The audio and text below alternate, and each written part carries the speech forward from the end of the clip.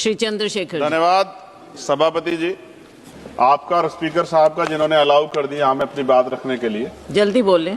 सभापति जी, मैं आज की अपनी बात की शुरुआत किसान आंदोलन में शहीद हुए सभी किसानों को नमन करते हुए और अपनी जो स्पीच है उनको समर्पित करते हुए रखूंगा। सभापति जी, जब हम इस सदन में एसी में बैठ के बजट के आंकड़ों पर चर्चा कर रहे हैं तो हमें याद रखना चाहिए जिसके लिए चर्चा कर रहे हैं वो किसान पसीना बहा रहा है, उसका वो संघर्ष कर रहा है, उसका परिवार संघर्ष कर रहा है। सभापति जी, आज भारत में लगभग 50% आबादी कृषि पर निर्भर है, लेकिन देश के कुल जीडीपी के कृषि का योगदान लगभग 15-16% है। इसका सीधा अर्थ यह है कि देश का सबसे बड़ा वर्ग जो हमारी खाद्य सुरक्षा सुनिश्चित करता है वह सबसे कम आय पर निर्भर है।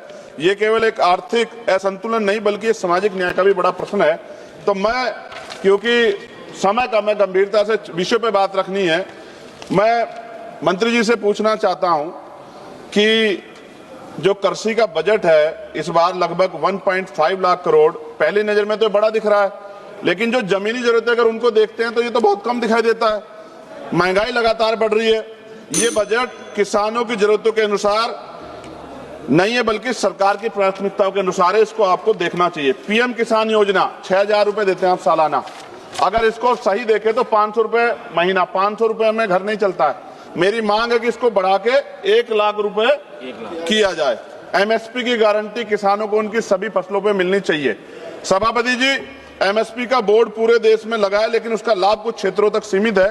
यह व्यवस्था का अन्याय है। किसान कीमत नहीं मांग रहा, वह अपना अधिकार मांग रहा है, इसलिए एमएसपी की कानूनी गारंटी सरकार को देनी चाहिए। मंत्री जी जब उत्तर देंगे तो बताएं देश के कितने प्रतिशत किसानों को उनकी फसल का घोषित एमएसपी वास्तव में मिल रहा है, और विशेष रूप से नगीना के किसानों के लिए भी बताएं।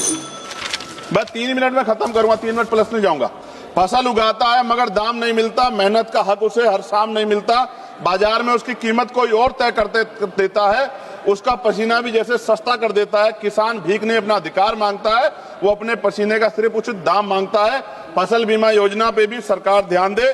किसान आत्महत्या कर रहा है इतने बड़े पैमाने पे। मैं मानता हूं अगर किसानों को निराश होकर आत्महत्या करनी पड़े तो सरकार को जिम्मेदारी उठानी चाहिए।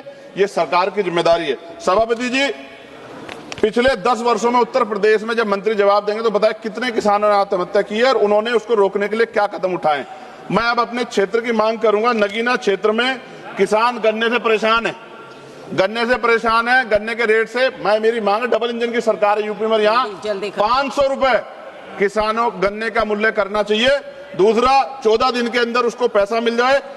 आलू का किसान परेशान है, उत्तर प्रदेश को पर्याप्त दाम नहीं मिल रहा है। ईरान की वजह से, युद्ध की वजह से यूरिया जो है उसकी स्थिति खराब होगी। हमारे यहाँ पे कई नहरें जो जर्जर हो गई, समय पे पानी नहीं मिलता। अंत में सभापति जी, वो खेतों में मेहनत करके देश को खिलाता है, खुद अपने हक के लिए भटकता रह जाता है। वो वोट के समय सबसे पहले याद आता है, लेकिन बजट में उसको हिस्सा क्यों कम मिलता है? महोदय, एक ऐसी व्यवस्था जहां अन्नदाता सबसे ज्यादा परेशान है। मैं मंत्री से मांग कर रहा हूं किसानों की पीड़ा को हरे और किसानों को उनका उचित लाभ दे। धन्यवाद। जय भीम, जय भारत।